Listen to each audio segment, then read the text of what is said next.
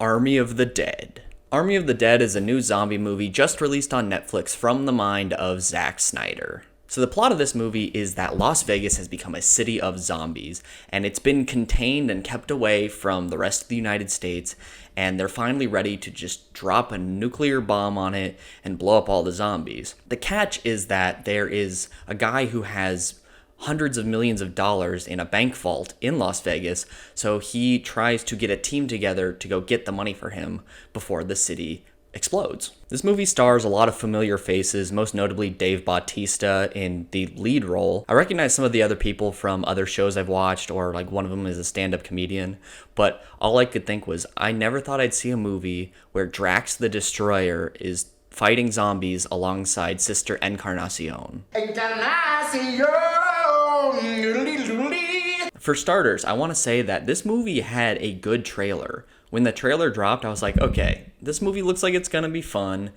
We haven't had a zombie movie in a while. Zombie movies got kind of played out in the mid-2000s.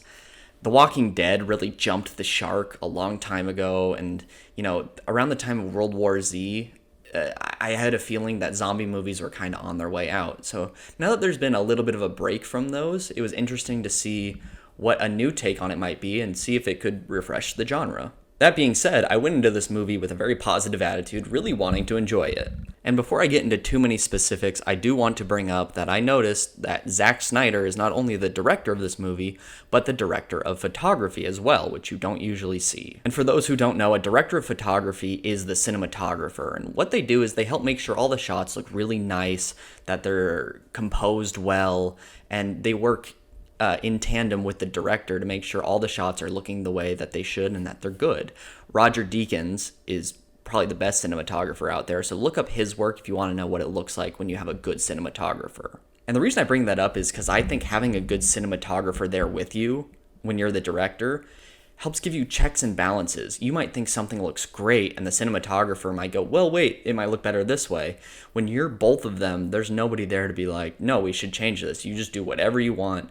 It's kind of how I feel about M. Night Shyamalan being the writer, director, and producer of all his movies. Sometimes there's not enough people to be like, hey, maybe that doesn't work. What? No. But I digress. So let me go into the things that I liked about Army of the Dead. There is a queen zombie in this, and I think her design is very cool. It's interesting because these people are in Las Vegas, and a lot of them were in Las Vegas when they were turned into zombies.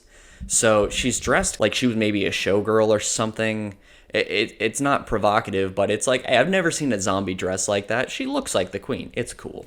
They include a zombie tiger, which I just thought was insane. It doesn't really factor much into how I feel about the movie, but I thought it was interesting to try to show that, because, they do have tigers in Vegas, or at least they did. I think they still might. I don't know. Siegfried and Roy stopped doing shows 11 years ago, but I think they still have their tiger somewhere. Either way, for them to work a zombie white tiger into the movie, I thought that was fun. There are also shots in this movie that are very well directed and put together where, you look at them and you're like, wow, that looks really good.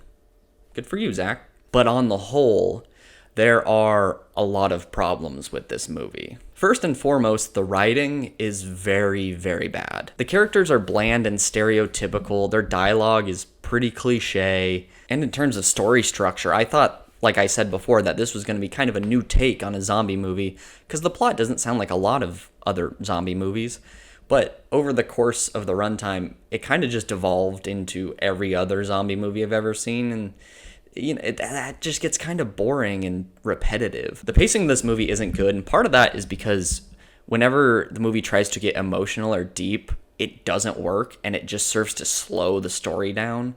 I'm not feeling the real emotion, and all we've done is sit here for 5 minutes and done nothing. So that's not great for the pacing. And they want to get us into the story so quick that they get all the people together for the heist, and it takes no convincing to get everybody. You had me at hello.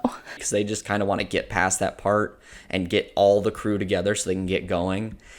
With a lot of movies where there are a lot of members of a team, you'll have that issue where we kind of just want to get it together and go, because if you took the time to set it up, this movie would be 4 or 5 hours long. Like I said, all of the characters are kind of bland, and I don't care about any of them, but worst of all, I think, was Tig Notaro's character, which is unfortunate because she replaced Crystalia in this role. They had already filmed all his scenes, and then there were allegations that came out against him. So they inserted her into the movie in his place.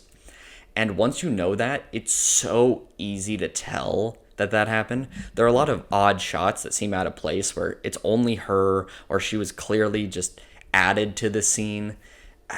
I didn't care for that. I know what they were trying to do, and I appreciate that with replacing the other person with her, but it just didn't work. And because you can't really relate to the characters and the emotional moments are not very good, there are moments where, like, there was a character death and it was done so poorly that I actually laughed. You're supposed to really care about this person, and I just laughed. I was like, what? Goodbye. I don't know. And while I said some of the shots that Zack Snyder does in the movie are really cool, a lot of them I really don't like. He does a weird thing with focus or things being out of focus that I don't really understand. There will be scenes where like one little piece will be in focus, but most of the screen is out of focus, or the whole screen is out of focus.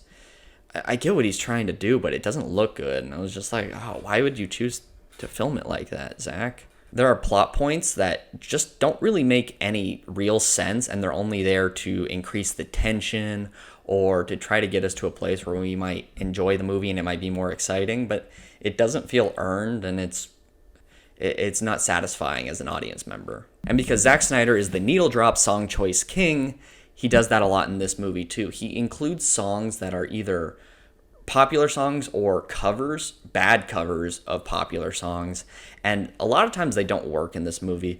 Plus, there are times where it's just way too on the nose for what's happening. For example, I really like the song Zombie by the Cranberries, but including the song Zombie in your zombie movie is just way too on the nose. It made me roll my eyes and go, oh my God, what are we doing? There are also choices made in this movie that I think they thought were really badass, but they really just come off as dorky. For example, the alpha zombie at one point when he's fighting puts on a helmet and a cape, and it looks so dumb. And it makes me wonder, since Zack Snyder directed Dawn of the Dead and 300, are we just doing greatest hits now? And he rides a zombie horse, which is not nearly as cool as you might think it is.